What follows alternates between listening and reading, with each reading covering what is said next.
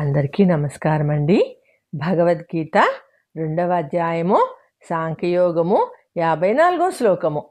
అర్జున ఉవాచ స్థితప్రజ్ఞస్య కా భాషా సమాధిస్తస్య కేశవ స్థితదిః ప్రభాషేత కిమాసీత వ్రజేత కిం. 54. స్థితప్రజ్ఞస్య కా భాషా సమాధిస్తస్య కేశవ స్థితదిః ప్రభాషేత కిమాసీత వ్రజేత కిం. అర్జున ఉవాచ. ఇదంతా విన్న తర్వాత అర్జునుడు కృష్ణ భగవానుని ఓ ప్రశ్న వేశాడు.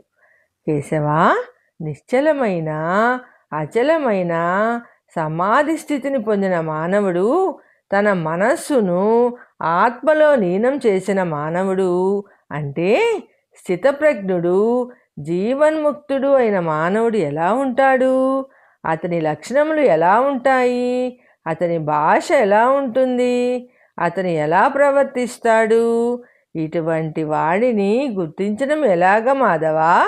వివరంగా చెప్పు అని అడిగాడు అర్జునుడు. ఇక్కడ అర్జునుడికి స్థితప్రజ్ఞుడు అనే మాట వాడాడు. స్థితప్రజ్ఞుడు అంటే సమాధి నిష్ఠ యందు ఉన్న యోగి అని అనవచ్చు.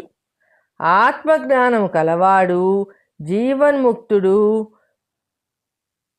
అని ఇటువంటి వారిని స్థితప్రజ్ఞుడు అని అంటారు.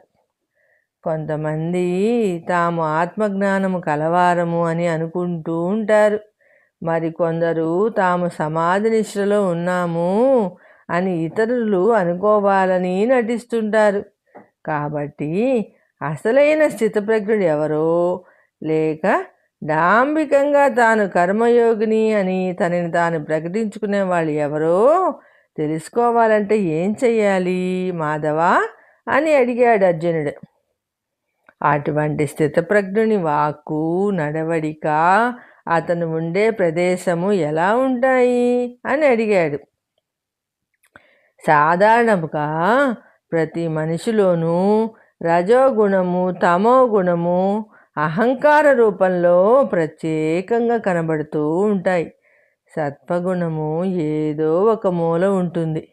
అటువంటి వారి నుండి స్థితప్రజ్ఞుడిని గుర్తించాలంటే ఏం చెయ్యాలి అని అడిగాడు అర్జునుడు. మనము స్థితప్రజ్ఞులము కాకపోయినా, అంత ఎత్తుకు ఎదగలేకపోయినా ఈ లక్షణాలు తెలుసుకుంటే వాటిలో కనీసం 1/2 అయినా ఆచరించగలిగితే మనం ప్రశాంత జీవనం గడపవచ్చు. కొంతమందికి తాము జ్ఞానులము అని అహంకారం ఉంటుంది. తాము జ్ఞానులము, తమకు యోగము సిద్ధించింది అని ప్రచారం చేసుకుంటూ ఉంటారు. మరి కొంతమందికి తాము జ్ఞానులమయ్యామేమో అనే సందేహం కలుగుతుంది. నిజంగా యోగం సిద్ధించిన వాడు ఎటువంటి ప్రచారాన్ని ఆశించడు. జ్ఞాని అయిన వాడికి తాను జ్ఞాని అవునా కాదా అనే సందేహము రానే రాదు. కాబట్టి వీళ్ళంతా జ్ఞానులు కాదు అని అర్థమవుతుంది. మరి అసలు జ్ఞాని స్థితప్రజ్ఞుడు ఎవరో, ఎలా ఉంటాడో అని అర్జునుని ప్రశ్న. ఈ శ్లోకంలో సమాధిస్తస్య అని వాడారు. సమాధి అంటే మనకు తెలిసిన ఒకే అర్థము, ఏదో మైకంలో ఉన్నట్టు ఉండడం.